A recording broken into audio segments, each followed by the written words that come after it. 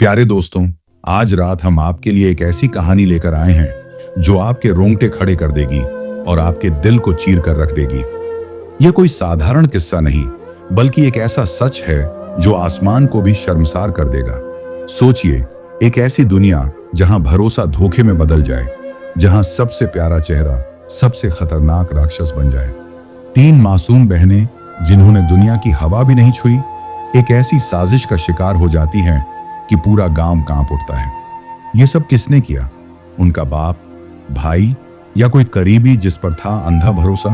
रुकिए, क्योंकि यह 8000 साल पुराना किस्सा आपके दिल को पकड़ लेगा, उसे तोड़ देगा और फिर इंसाफ की आग से जोड़ देगा। तैयार रहिए, क्योंकि इस कहानी को आप सिर्फ सुनेंगे नहीं बल्कि जिएंगे। तो कस लीजिए अपने दिल को और चलिए इस रहस्यमयी सफर पर। प्राचीन भूमि शैलपुर में, जहां रेतीली जमीन और हवा की साएं साएं गूंजती थी, एक बेवा मां राधिका रहती थी। उसका दिल गम के बोझ से भरा था, क्योंकि उसका पहला पति, एक भला चरवाहा, बरसों पहले रेत के तूफानों में खो गया था। उसे एक बेटा मिला जिसका नाम था यशर। बाद में राधिका ने एक युग से दूसरी शादी की, जिससे उसे 6 बेटियां हुई, सभी इतनी खूबसूरत मानो रेगिस्तान में कमल के फूल। इनका नाम था सावित्री, कावेरी और गौरी, जो सबसे बड़ी थी, और उनके बाद 3 छोटी बहनें, सभी शर्मीली, पर्देदार और इज्जत की मूरत। राधिका अपनी बेटियों के साथ एक छोटे से कच्चे घर में रहती थी, जिसकी दीवारें धूप में तपती थीं। वह सुबह से शाम तक मेहनत करती, अमीरों के घरों में मटके साफ करती, नदी किनारे कपड़े धोती, और दिन भर की मजदूरी से मिला थोड़ा सा अनाज और सिक्के ही उनके परिवार का सहारा थे। उसकी बेटियां नेक और पर्दे में रहने वाली, कभी अकेले घर से बाहर न निकलती। उनका चेहरा दुपट्टे से ढका रहता, नजरें हमेशा झुकी हुई। यशर, राधिका का पहला बेटा, अब जवान था और घर में ही रहता था। बेटियां उसे अपना भाई मानती थीं। जिंदगी मुश्किल थी, मगर खामोश चल रही थी। तभी एक ऐसा तूफान आया जिसने राधिका की दुनिया हिला दी। एक दिन सावित्री, सबसे बड़ी बेटी, कमजोर और उदास होने लगी। उसकी हंसी गायब हो गई, कदम डगमगाने लगे। राधिका डरते हुए उसे गांव की वैद्य महिला के पास ले गई, जो जड़ी बूटियों और तारों का ज्ञान रखती थी। कुछ देर देखने के बाद वैद्य का चेहरा अंधेरा हो गया। राधिका, उसने फुसफुसाया, तेरी बेटी गर्भवती है। राधिका का दिल जैसे रुक गया। सावित्री, जिसकी शादी भी नहीं हुई, इतनी पवित्र, गर्भवती, नामुमकिन। वह सदमे में घर लौटी। उसका दिमाग गुस्से और दुख से भरा था। उसने सावित्री से सवाल किया, यह किसने किया? बोल बेटी। मगर सावित्री आंसुओं में डूबकर मां के पैरों में गिर पड़ी। अम्मा, मैं कसम खाती हूं, मैंने कभी किसी मर्द को देखा भी नहीं, मुझे कुछ नहीं पता। राधिका ने उसकी आंखों में सच देखा, मगर दर्द असहनीय था। यह कैसे हो सकता है? कुछ दिन बीते और घाव और गहरा हो गया। कावेरी, दूसरी बेटी, बीमार पड़ने लगी, पेट में मरोड़, चक्कर, उल्टियां। वैद्य ने फिर वही कहा, यह भी गर्भवती है। फिर गौरी, तीसरी बेटी, का भी यही हाल हुआ। 3 बेटियां, सभी बिन ब्याही, सभी कसम खाकर कह रही थीं कि उन्हें कुछ नहीं पता। अम्मा, हमने कभी तुम्हारा साथ नहीं छोड़ा, वे रोते हुए बोली। राधिका का दिल टुकड़े टुकड़े हो गया। ये छाया जो उनके घर में घुस रही थी, कौन थी? कोई अजनबी उनके घर नहीं आता था। रात में कोई कदमों की आहट नहीं सुनाई देती थी। बेटियां पवित्र थीं, उनकी जिंदगी घर की 4 दीवारी में सिमटी थी। फिर भी सच सामने था।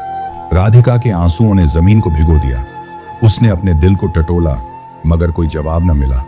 क्या यह कोई श्राप था? कोई राक्षस? उसने अपनी बेटियों की शर्मिंदगी छुपाई, गांव की बदनामी से डरकर, मगर बोझ असहनीय हो गया। उसकी आत्मा, जो कभी न टूटी, अब चटकने लगी। हिम्मत जुटाकर उसने अपनी फटी चादर ओढ़ी और शैलपुर के राजा विक्रम की सभा में जा पहुंची, जो अपने कठोर इंसाफ के लिए मशहूर थे।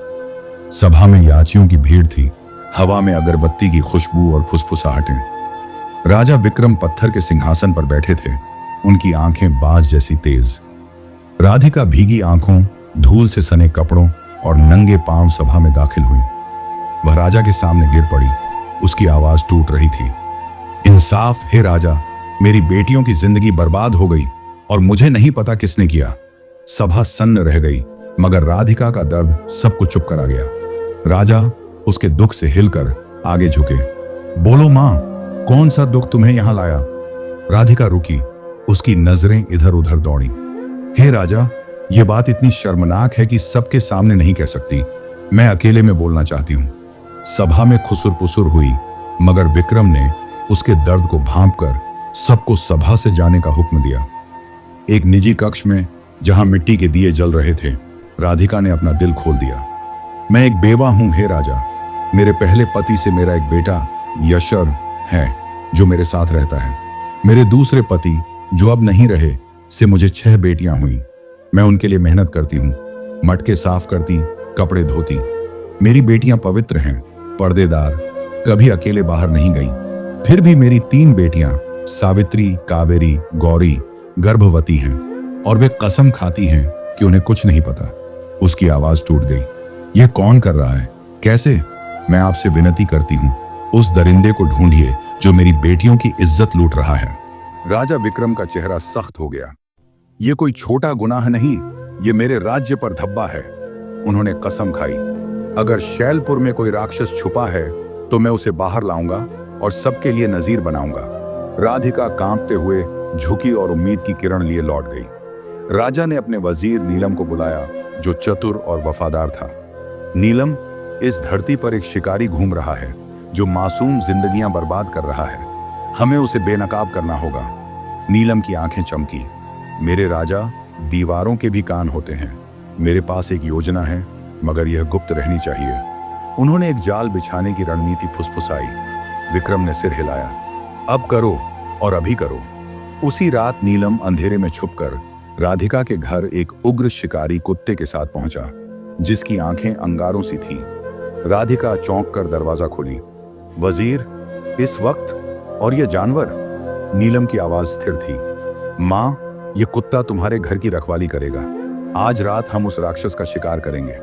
उन्होंने घर में प्रवेश कर समझाया। कुत्ते को छत और आंगन के बीच बांधा है। अगर कोई गुस्सेगा, यह भौंकेगा और मेरे सिपाही जो पास ही छुपे हैं उसे पकड़ लेंगे। राधिका का दिल धड़का, मगर उसने भरोसा किया। नीलम ने कहा, अपनी बेटियों को बोलो, चाहे कुछ भी सुने, चुप रहें, हमें उसे बेखबर पकड़ना है। उन्होंने 2 सिपाहियों को छाया में तैनात किया और लौट गए। राजा को खबर दी। जाल बिछ गया मेरे राजा, अगर वह आया तो बच नहीं पाएगा। विक्रम बेचैन प्रार्थना करने लगे, जब तक मैं जिंदा हूं मेरे राज्य में कोई औरत नहीं रोएगी। गांव चांदनी में सो रहा था। खामोशी में खौफ बिखरा था। आधी रात के करीब राधिका के घर की छत पर एक साया दिखा। वह चुपके से आया और आंगन में कूदा। तभी कुत्ते की भौंक ने रात को चीर दिया, तेज और बेरहम। राधिका और उसकी बेटियां घर में सिमटी ठिठक गईं। उनका दिल जोर जोर से धड़क रहा था। वह आ गया, राधिका फुसफुसाई, अपनी बेटियों को थामे। सिपाही चीते से तेज घर में घुसे। वह साया नकाब पोश भागने लगा, मगर उन्होंने उसे दबोच लिया, जमीन पर पटक दिया। उसका चेहरा काले कपड़े से ढका था, सांसें तेज। सिपाहियों ने नकाब खींचा और राधिका की चीख ने रात को तोड़ दिया। यशर, मेरा बेटा! बेटियां रो पड़ी, उनका भरोसा चूर चूर हो गया। यशर, उनका भाई, उनका रक्षक, वही राक्षस था। सुबह हुई और राजा की सभा में भीड़ उमड़ पड़ी। हवा में तनाव था। यशर रस्सियों में जकड़ा विक्रम के सामने घुटनों पर बैठा, सिर झुकाए। राधिका और उसकी बेटियां खड़ी थीं, उनके चेहरों पर दुख और गुस्सा। राजा ने सभा खाली करवाई। सिर्फ परिवार, यशर और सिपाही रह गए। उनकी आवाज गूंजी, यशर, क्या तूने इस घर की इज्जत को हाथ लगाने की हिम्मत की? बोल, वरना मौत तेरा इंतजार कर रही है। यशर कांपते हुए कबूल किया। उसकी आवाज टूटी, हे राजा, मैं राधिका का पहला बेटा हूं। ये लड़कियां मेरी बहनें हैं, खून और बंधन से, मगर मेरा दिल नफरत और हवस से भर गया। उनकी खूबसूरती मुझे सताने लगी और मैं जानता था कि वे मेरी नहीं हो सकती। मैंने एक जादूगर से जड़ी बूटियां ली जो जलाने से सबको गहरी नींद में डाल देती थी। रात में मैं छत से उतरता, जड़ी बूटियां जलाता और सब सो जाती। मैं अपने गुनाह करता। वह रुका। मैं उन्हें फिर कपड़े पहनाता, कोई निशान न छोड़ता। दिन में मैं फिर उनका भाई था। मुझे लगा कोई नहीं जानेगा। राधिका का गुस्सा फट पड़ा। उसने उसके मुंह पर थूक दिया। उसका हाथ जोर से मारा। तू मेरा बेटा, इनका भाई, तुझे इनकी हिफाजत करनी थी, न कि इन्हें बर्बाद। बहनें फूट फूट कर रोईं।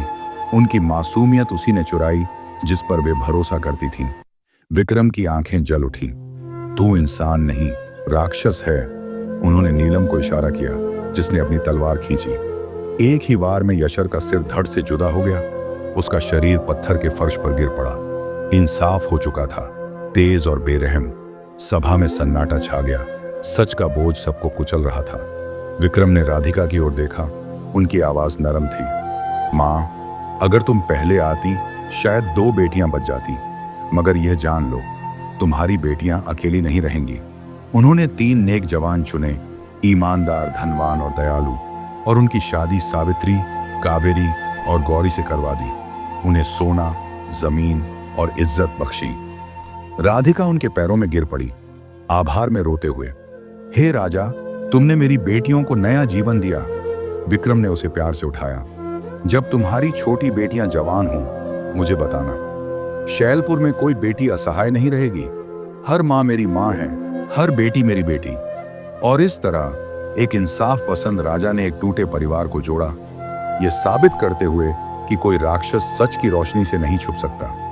अगर आपके जीवन में अन्याय की छाया है तो खामोशी मत अपनाओ। बोलो, उठो, लड़ो, क्योंकि खामोशी राक्षस को पोषित करती है, मगर हिम्मत उसे मार गिराती है। देवता उनका साथ देते हैं जो असहाय की मदद करते हैं, और हम में सबसे अच्छा वही है जो अपने परिवार को संभालता है। अगर यह कहानी आपके दिल को छू गई तो इसे अपने दोस्तों के साथ बांटो, इसे दूर दूर तक गूंजने दो।